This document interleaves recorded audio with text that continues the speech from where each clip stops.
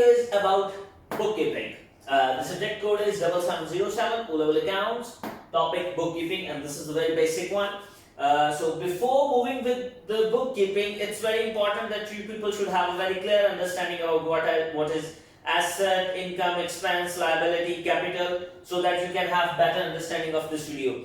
I'll give you a quick recap of these things, but if you are still confused, then please first get these things correct, right, and then proceed with this. But anyhow, we'll begin with a quick recap. An asset is something, all the resources owed by the business. The liabilities are the obligations which a business owes towards other people, obviously in terms of amount. The capital is amount invested by the businessman into the business, and the expense is the consumption of economic benefits. When we consume something, that becomes expense. So let's begin with the bookkeeping. So before I begin, or before I tell you what are the rules behind the bookkeeping, you need to understand transactions and the identifications of key information from the transaction.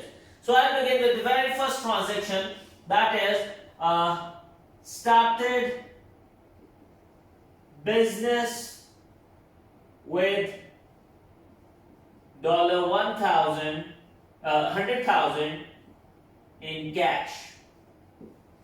Now you see, over here we are going to identify certain things. One thing is, or the certain accounts. One account is the cash account, and as you know, when we start a business, this is the very first transaction of any business, that is known as capital. So the one thing which we have is capital, and the other thing which we have is cash. Now the next step is you need to identify that whether they are increasing or decreasing, and along with the nature of this along with the nature of this, you see, cash. What is cash? Cash is your asset. Capital. Now capital is by default or with the nature of liability. Not exactly with the nature.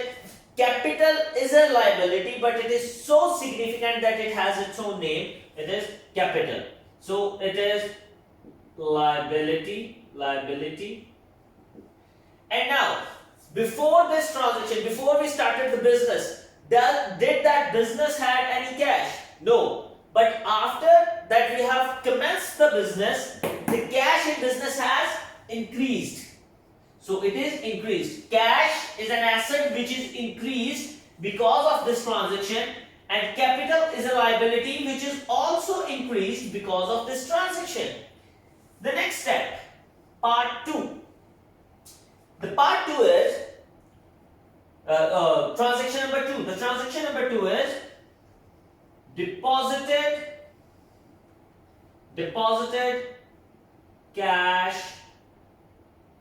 $80,000 into bank account. Now once again, I am going to identify the two accounts which are being affected. In every transaction, at least two accounts will be affected. At least two. There could be more than two. The one account is cash account, and the other account is bank. Now you see, cash is your asset, so is bank. Bank is also your asset. Now, because you have deposited cash into the bank, did you have any money in the bank before this transaction? No. Now you have some money in the bank. So the bank is going to increase. And on the other hand, let's talk about cash. Cash is your asset. First you had 100,000 cash. Now you have deposited cash into the bank. Your cash is going to decrease. That's it. The next step is, the next transaction is that you have purchased motor vehicle from XYZ Limited on credit of $2,000. Now what's happening over here is, now once again there are two accounts involved. One is of motor vehicle and the other one is XYZ Limited, because this is on credit. You haven't paid for it. You have purchased it on credit. Now what does the word credit means? The credit means that you haven't paid for anything and you have bought it. So it's now your, now you owe the money to XYZ Limited. So XYZ Limited is your liability. Now there's an obligation on you that you have to pay $2,000 to XYZ Limited because you had bought motor vehicle from them. XYZ Limited. Now what is motor vehicle for you? It is an asset. And what is XYZ for you now? It is liability. Now, did you have any motor vehicle before this transaction? No. Do you have it now? Yes. So your asset is increasing. Asset is increased. On the other hand, what do we have? We have XYZ Limited, which is a liability. Now, did you have any liability before? No. But now, as you have purchased motor vehicle and you haven't paid yet, your liability is going to increase. So my liability is also increasing. The fourth transaction is you have purchased goods for resale purpose, and the worth is $5,000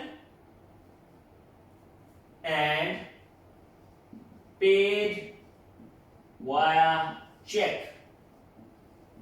And you have paid via check. Now what has happened over here is that you have purchased some certain amount of goods. Anything bought with the intention to resale is known as purchases. Anything bought with the intention to resale is known as purchases. Now what is purchases, or what are goods to you? They are your assets. And on the other hand, you have paid through bank. Now, you have paid through check. Now, your one more asset is being affected, and the name of that asset is bank. Now, bank is also your asset.